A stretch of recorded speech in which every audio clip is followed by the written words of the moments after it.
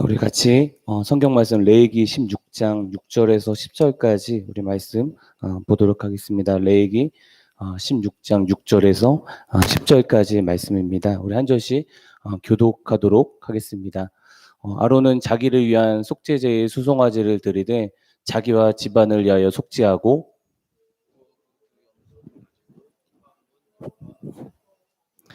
두 염소를 위하여 제비를 뽑되 한 제비는 여호와를 위하고 한 제비는 아사셀을 위하여 할지며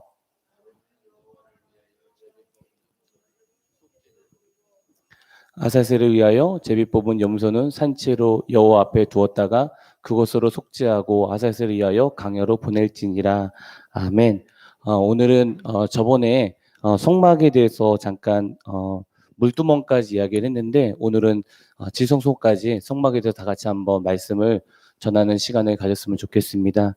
제가 저번에 얘기했던 것처럼 성막이라는 것은 하나님께서 백성들을 만나주시는 장소라고 이야기를 했습니다. 그래서 제사를 받으시고 또 죄를 용서해 주시는 장소다라고 저번에 이야기를 했습니다. 그래서 이것이 성막 바깥 마당 전체를 우리가 볼 수 있었습니다. 혹시 기억나실 것 같습니다. 기억나시죠? 네, 기억나실 겁니다. 그리고 먼저 들어갈 문은 출입문, 뜰문인데 하나님은 지성소에 계신다고 말씀드렸었죠. 근데 여기 뜰문이 동쪽일까요? 남쪽일까요? 어딜까요? 기억나시나요? 네, 제가 저번에 얘기했는데 동쪽이라고 이야기를 했습니다. 그래서 아무튼 출입문을 이야기했는데 동쪽 방향, 그래서 유일한 지성소에 들어갈 수 있는 유일한 문이 이 뜰문입니다. 그래서 유일한 문 동쪽 방향을 향하고 있습니다. 그래서 이 문은 양의 문으로서 예수님을 상징한다 이야기를 했는데, 그래서 이 출입문 보면 예수께서 이르시되 내가 곧 길이요 진리요 생명이니 나로 만면치 않고는 아버지께로 올 자가 없느니라 말씀하시면서 유일하게 지성소로 들어갈 수 있는 문이 바로 이 문이었습니다. 그래서 이 문만 들어갈 수 있었습니다. 근데 혹시 동쪽이라고 얘기를 했는데 여호와 우리가 아담과 하와를 만드셨을 때 하나님이 여호와 하나님의 동방의 에단의 동산을 창설하시고 그 지으신 사람을 거기에 두시지 않았습니까? 그런데 어디서 여러분 죄를 지었죠? 동쪽에서 죄를 지었어요. 정말 이해되시나요? 동쪽에서 죄를 지어가지고 동쪽에서 죄를 지은 거예요. 선악과를. 그래서 하나님께서 동쪽에서 회복의 길을 열어주시는 거예요. 그래서 동쪽으로부터 출입문을 하면서 다시 회복의 길을 열어주셨다라고 얘기하셨던 것이 바로 동쪽이었다는 것이었습니다. 자, 그래서 이제 동쪽을 들어가면 뜰문 다음에 번제단이 있다고 이야기를 했습니다. 그래서 번제단은 여기서 짐승을 잡아 제사를 드리는 곳 번제단에 대해서 제가 저번에 설명을 했습니다. 그래서 번제단 했을 때 단 미츠바 동물을 학살하다 죽이다, 그리고 번제 올라 죽이다, 그래서 번제단이라고 해서 동물들을 죽여서 올라가는 곳, 여기서 동물을 태우면 연기가 올라가면 그 연기를 하나님께서 흠양하시고 제사를 받으셨던 것이 바로 이 번제단이었던 것을 저번에 이야기를 했습니다. 그래서 번제단은 중요한 게 뭐냐면 공식이었죠.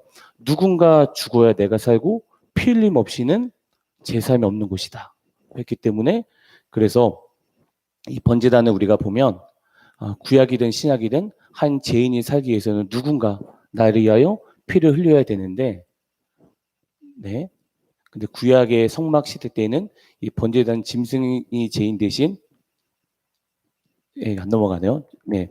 피 흘려 구원을 받았습니다. 그러나 신약 시대의 오늘날은 그 짐승 대신 십자가에서 피 흘려 죽으신 예수 그리스도를 믿음으로 구원을 받는다라고 이야기를 했습니다. 그래서 예수님께서 번제단을 나타내고 있습니다. 그래서 가장 중요한 건 뭐냐면 우리가 하나님을 만나기 위해서는 무슨 일이 있어도 예수 그리스도를 통하지 않고서는 만날 수 없다는 것입니다. 그래서 예수 그리스도 외에는 구원이 없다라는 것을 우리 기독교에서는 인정을 해야 되는 것입니다. 이거 안 믿으면 이단입니다. 예수 그리스도만 유일한 길이라는 것이죠.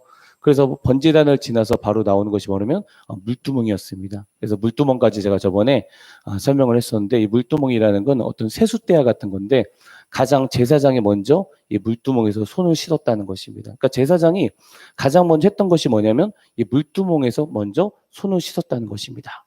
그래서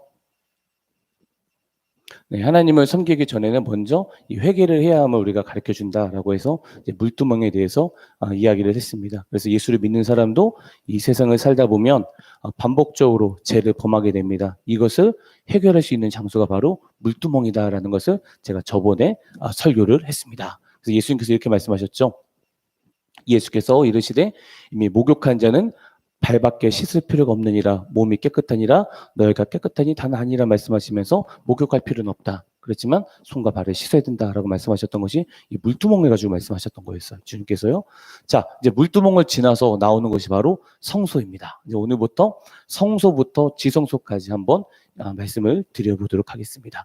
자, 이것이 성소예요. 근데 지금 커튼 두 개가 있죠. 바로 보이는 것은 바로 성소. 저 안에 뭐가 있까요, 여러분? 지성소죠. 이해되시죠?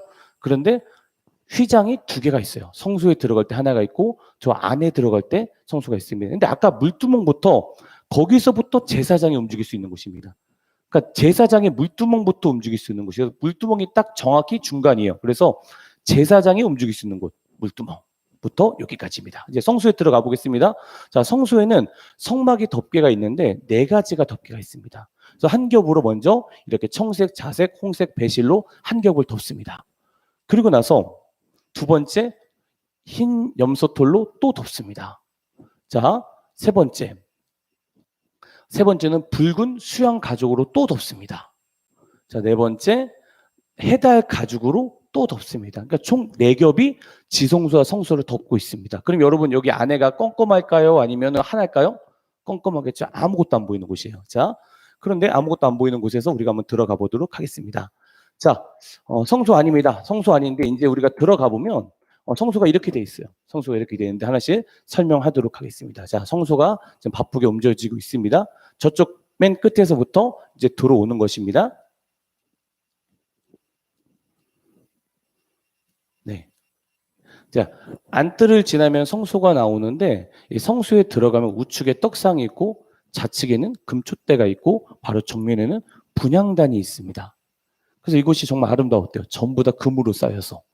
자, 아름다운 이 성소 안으로 들어가 보겠습니다. 먼저 떡상입니다. 아까 얘기했던 떡상인데 이 떡상이라는 건 뭐냐면 무교병, 그러니까 누룩을 넣지 않는 떡이 이 떡을 진설해 놓은 곳이에요. 그래서 진설병이라고 하죠. 그래서 6개씩 두 줄로 이렇게 올려져 있습니다. 6개. 그래서 이 뜻은 이스라엘 12지파를 상징함과 동시에 구약 시대에 있어서 하나님의 백성 전체를 상징하는 것이다라는 것을 우리는 떡상을 보면서 알 수 있습니다. 근데 이 떡상을 또 보면은 예수님을 나타내고 있습니다. 예수님을 죄송합니다. 네, 그래서 떡상을 보면은 말씀이 육신이 되어 우리 가운데 거하심에 우리가 그 영광을 보니 아버지의 독생자 영광이요 은혜가 진리가 충만하더라. 요한복음 1장절을 보시면 태초에 말씀이 계시니라. 이 말씀이 하나님과 함께 계시는 이 말씀 혹은 하나님이시라. 예수께 이르시다는 생명의 떡이니 내게 오는 자는 결코 줄이지 아니할 터요 나를 믿는 자는 영원히 목마르지 아니라 말씀하셔서 예수님께서 본인을 떡이라고 말씀하셨단 말이에요. 떡. 생명의 떡이라고 말씀하셨어요. 그래서 이 진설병은 중요한 게 뭐냐면 24시간 진설을 해야 됩니다. 그리고 일주일 동안 365일 늘 항상 떡상에 차려져 있어야 됐습니다. 그러니까 떡상이 비어서는 안 됩니다. 그러니까 이것을 우리가 적용하면 뭐냐면 그리스도의 말씀이 우리 안에서 떠나면 안 된다는 거예요.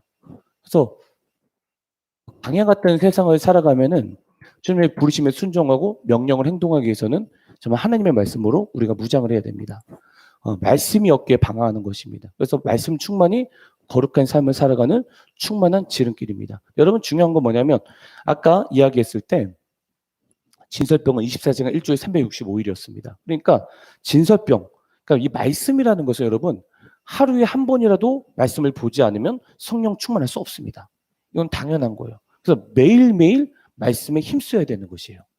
자, 그리고 그래서 이제 바울이 이런 얘기를 하죠. 어려서부터 성경을 안 하니 성경은 능히 너로 하여금 그리스도 예수 안에 있는 믿음으로 말미암아 구원에 이르는 지혜가 있다라고 말씀하시면서 이 성경에 대한 하나님의 말씀에 대한 말씀을 많이 읽어라라고 바울은 이렇게 이야기를 하고 있습니다. 그래서 여러분 말씀은 우리가 많이 읽어야 됩니다.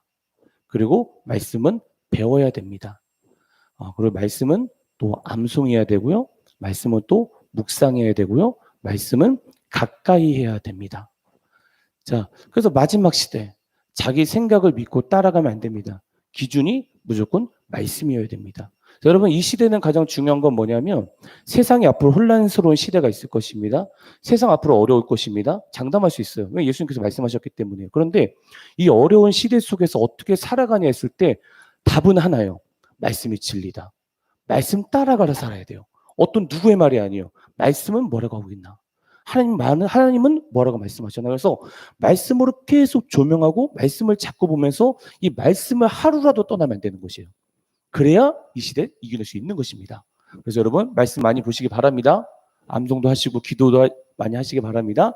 자, 두 번째 보면 옆에 봤을 때 이제 왼쪽에 금촛대가 있습니다. 근데 금등대라고 불리기도 하는데 등대를 만드는 재료는 물론 정금이에요. 이게 모든 것이 정금입니다. 근데 금촛대는 성령을 상징하고 있습니다. 보시면 금촛대의 기름은 성령을 상징하고 있는데, 자, 아까 전에 제가 네 겹이 있다고 얘기를 했잖아요. 네 겹, 한 겹, 두 겹, 세 겹, 네 겹. 그러면 오로지 창문이 없기에 어떤 빛도 들어올 수 없어요. 그러니까 이 성소를 밝히는 것은 오직 금촛대 촛불의 빛밖에 없었어요. 그러니까 이 빛이 꺼지면 모든 것이 다 꺼져버려요. 그러니까 이 빛을 의지해서 제사장들이 계속 진설병이나 이렇게 예배를 드리고 있었다는 거예요. 제사를 드리고 있었다는 것입니다.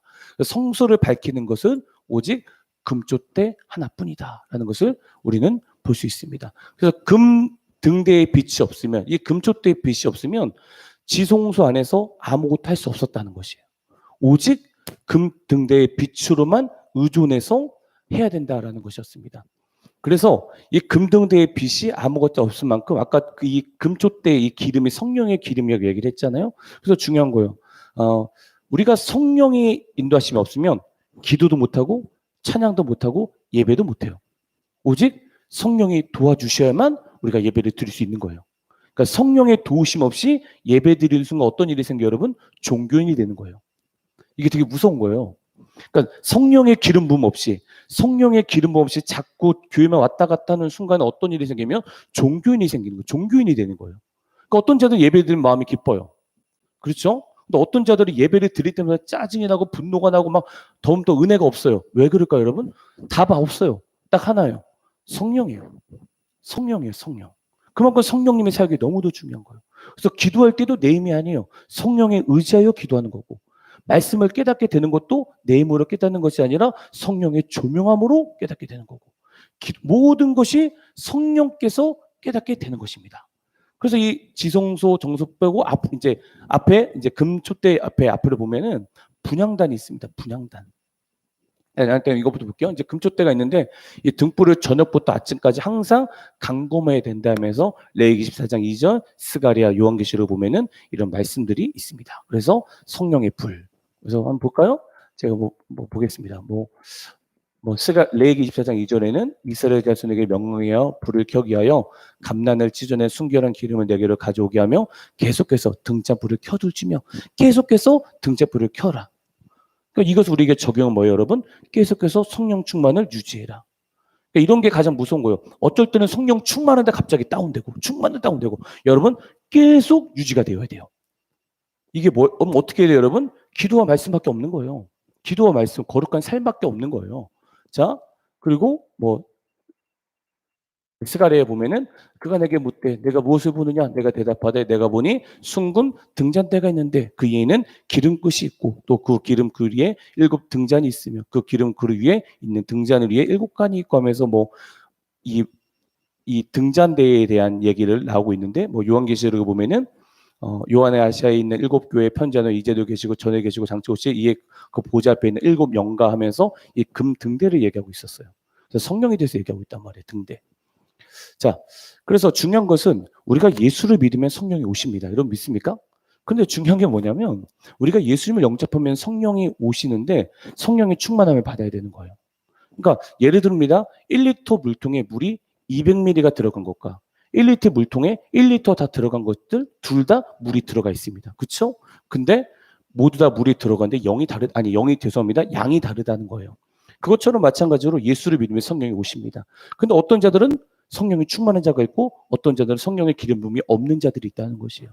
그러면 도대체 어떻게 해야 우리가 성령의 기름 부음 받을 수 있을까 했을 때 중요한 거 하나, 베드로가 이르되 너희가 회개하여 각각 예수 그리스도 이름으로 세례를 받고 제사를 받아라. 그러면 성령의 선물을 받으리니 하면서 매 순간마다 내가 하나님 앞에 정결해야 돼요. 하나님 앞에 자꾸 예수 그리스도의 보혈로 씻고 하나님 앞에 나가야 돼요. 그리고 두 번째입니다. 무엇을 회개해야 되는가? 성령에 근심하는 것이 있어요. 여러분, 성령님의 근심하는 거 아시죠? 근데 여러분 이거를 잘 안 보시더라고요, 사람들이. 여러분 잘 봐요. 무릇 더러운 말은 너 입 밖에 내지도 말라. 그러면서 30절에 보면 하나님의 성령을 근심하게 한다. 그러면서 빨간색 보세요. 모든 악독과 노함과 분냄과 떠드는 것과 비방하는 것이 여러분 뭐예요? 성령의 근심죄예요. 정말 이해되시나요? 그럼 여러분 보겠습니다. 어떤 자가 성령 충만해요. 그런데 그 성령도 충만하고 이적과 기적을 다 일으키는데 분노하고 악독하고 막 떠들고 비방하는 자다. 왜 성령 충만한 자예요? 아니에요. 절대 아니에요. 그럴 수 없어요. 왜요? 말씀이 이렇게 기준이 돼 있으니까요. 여러분 기적과 표적이 중요한 거 아니에요. 말씀이에요, 말씀. 그래서 성령을 근심하지 말라. 너희들 더러운 말 하지 마. 너희들 악독, 노함, 분냄, 떠드는 거, 비방하는 거 교회 안에서 하지 마. 왜? 성령이 근심한다. 라고 얘기하고 있는 거예요. 여러분 성령 충만하게 원하십니까? 이것만 하지 말아보세요. 성령 충만해집니다. 그러니까 고치면 돼요. 아, 내가 지금 더러운 말 하고 있나? 더러운 말을 끊어야 되겠다. 내가 혹시 악독과 노함과 분냄과 떠드는 것과 남을 비방하고 있나? 멈춰야 되겠다. 여러분 비방을 하고 있는데 어떻게 성령 충만합니까? 말이 안 되는 거예요. 자, 그래서 여러분 우리가 이런 것이 있으면 회개해야 된다는 것을 알 수 있습니다. 그런데 이제 지성소 바로 앞에 가기 전에 뭐가 있냐면 분향단이 있습니다. 금향단, 향단이라는 것이 있습니다. 향단이라는 것은 뭐냐면 향을 올려놓기 때문에 향단이에요. 이해되시죠? 그리고 금으로 만들었기 때문에 금향단이에요. 그리고 아침 저녁으로 제사장들이 분향을 했기 때문에 분향단이라는 것이에요. 여러분 이해되시죠? 자, 보겠습니다. 그런데 분향단은 것을 보면은 누가복음 1장 8절에 보면 마침 사가랴가 그 반열의 차례대로 하나님 앞에서 제사장의 직무를 행할세 제사장의 전례를 따라 제비를 뽑아 주의 성전에 들어가 분향하고 모든 백성은 그 분향하는 시간에 밖에 서서 기도하더니 하면서 이 향단 여기서 이 사가랴가 하나님께 예배를 드렸다라는 것을 우리는 성경에서 볼 수 있습니다. 자, 근데 지성소에서 가장 이 언약궤에서 가장 가까웠던 것이 뭐냐면 바로 향단이에요. 그러니까 법궤랑 가장 가까이 있는 것이 바로 향단입니다. 향단. 근데 이 향단은 이 분향단은 아침 저녁으로 향을 항상 피우게 되었습니다. 아침 저녁으로. 그래서 향이 늘 끊이지 않도록 하였으며 분향단의 불은 번제단의 불을 사용했는데 향단의 향은 성도의 기도를 상징하고 있다는 것입니다. 성도의 기도. 왜 기도했냐면 분향단에서 기도함으로써 지성소에 들어가게 되는데 기도할 때 하나님과 가장 가깝게 되는 것이에요. 왜요? 분향단이 법궤랑 가장 가까이 있어요. 그래서 110편, 141편 2절에 보면 나의 기도가 주의 앞에 분향함과 같이 되며 하면서 이 분향단을 얘기하고 있는 거예요. 자, 10편 141편 그 다음에 계시록 5장 8절에 보면 그 두루마리를 취하심에 내 스물과 24 장로들이 그 어린 양 앞에 엎드려 각각 검은과 향에 가득한 근 대접을 가졌으니 이 향은 뭐예요 여러분? 성도들의 기도리다. 그래서 기도할 때 여러분 어떻게 된다고 여러분? 향이 올라가는 것입니다. 향이 막 올라가요. 그러니까 기도할 때 놀라운 일이 생기는 거예요. 기도할 때. 자, 그래서 요한계시록 8장 3절 4절에 보면 또 다른 천사가 와서 제단 곁에 서서 금향로를 가지고 많은 향을 받았으니 이는 모든 성도의 기도와 합하여 보좌 금 제단에 드리고자 함이라 향연이 성도의 기도와 함께 천사의 손으로부터 하나님 앞으로 올라가는지라. 그러니까 너무 놀라운 일이 아니에요? 우리가 기도를 하니까 천사가 그 기도를 받아서 하늘로 올라간대요. 여러분 믿으십니까? 이거 믿으면 기도 안 할 수 없습니다. 이거 안 믿으니까 기도 안 하는 거예요. 여러분 기도하시기 바랍니다. 우리가 기도하면 천사도 움직입니다. 너무 놀라운 일 아니겠습니까? 이런 놀라운 일이 어디 있겠어요? 우리에게 특권. 천사는 보이지 않지만 이 말씀 의지하여 우리가 기도할 때 천사 움직이는구나. 기도할 때 이 모든 세계가 자체가 영적인 세계가 움직이는구나. 기도가 정말 중요하구나. 우리가 깨닫게 되면서 여러분 뭐 하시면 돼요, 여러분? 기도하면 되는 거예요. 기도 정말 중요한 겁니다, 여러분. 기도 놓치지 마시기 바랍니다. 그래서 아까 얘기했죠. 이 아침 저녁으로 분향을 했다. 그러면 우리는 어떻게 해야 돼요, 여러분? 아침, 저녁으로 기도해야 된다. 보면 되죠, 여러분. 아침, 저녁으로 기도하시기 바랍니다. 그래서, 그런데 바울은 이렇게 얘기하죠. 야, 아침, 저녁 안 돼. 쉬지 말고 기도해. 기도 항상 하는 거야. 기도 쉬지 말고 기도해. 그래서 바울은 항상 쉬지 말고 기도했다라는 것을 우리는 볼 수 있습니다.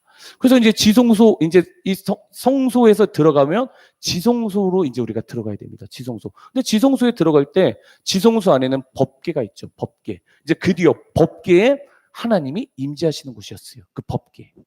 자, 그래서 출애굽기 25장 21절에 보면 속죄소를 개의에 얹고 내가 내게 줄 만나라였으며 증거판을 계속에 넣어라. 거기서 내가 너와 만나고 라고 말씀하시면서 지성소에서 하나님이 계신다. 그러니까 너희는 지성소로 들어와라. 아론. 여기는 이 모세에게 이야기했죠. 자, 그래서 하나님께서는 법궤에서 인간을 만나주시는 장소였습니다. 1년에 한 번이었어요.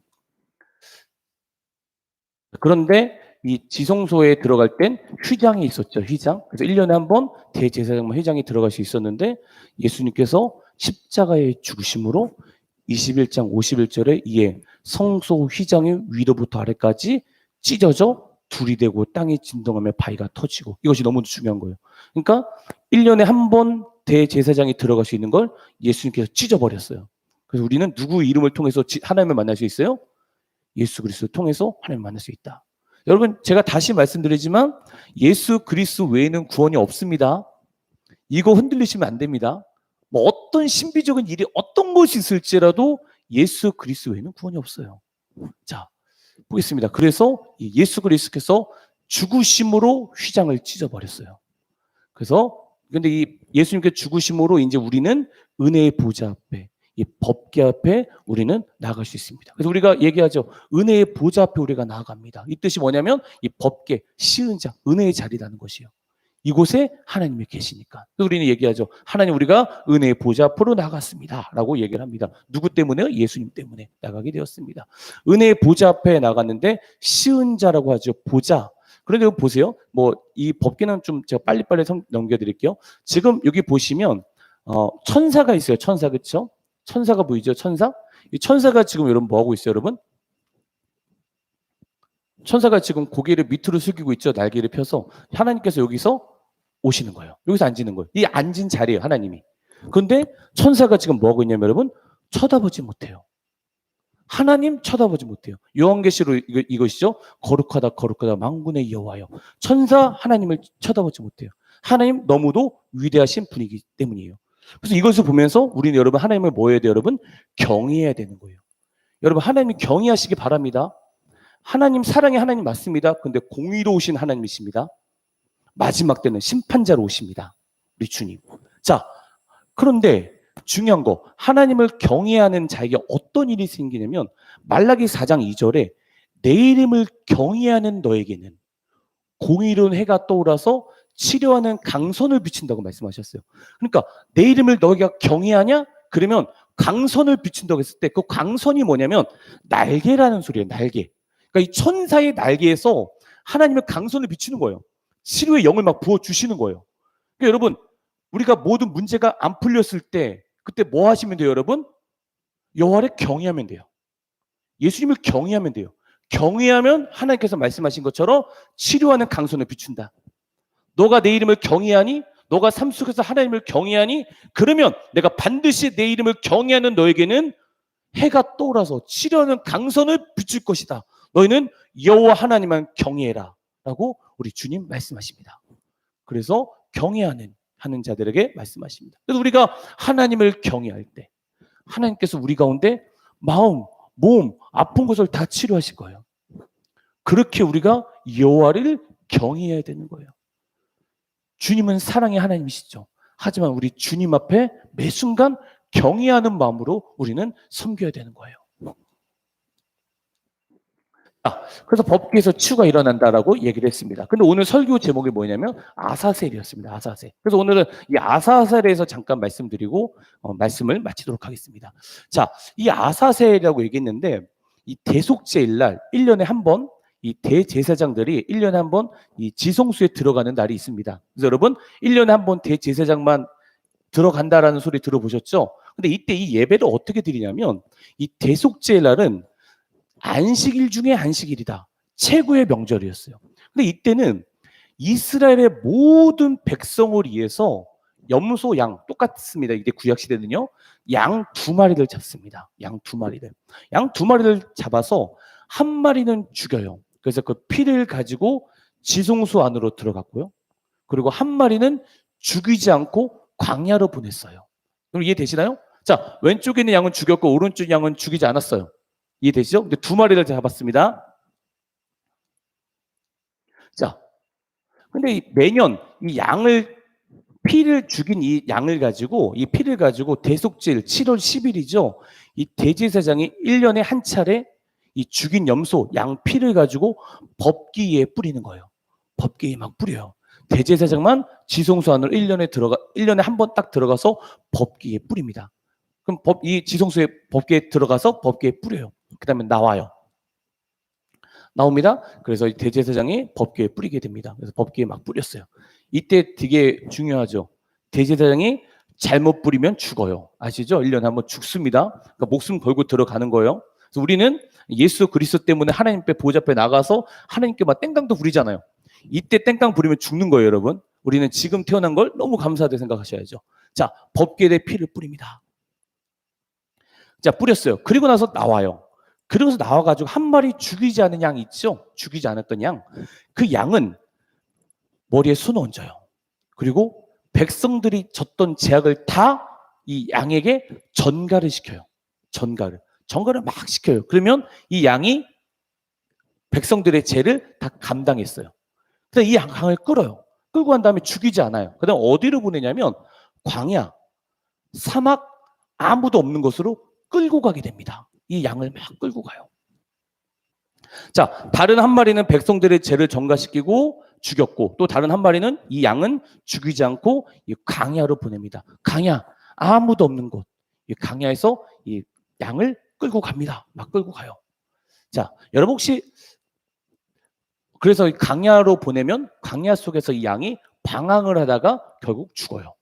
이게 제사였어요. 왜 도대체 광야에서 했냐? 아사셀이 뭐냐 했을 때 자, 이 아사셀, 광야로 보낸 양을 아사셀이라고 얘기를 하거든요. 아사셀? 근데 아사셀은 뭐냐면 사탄의 이름이에요.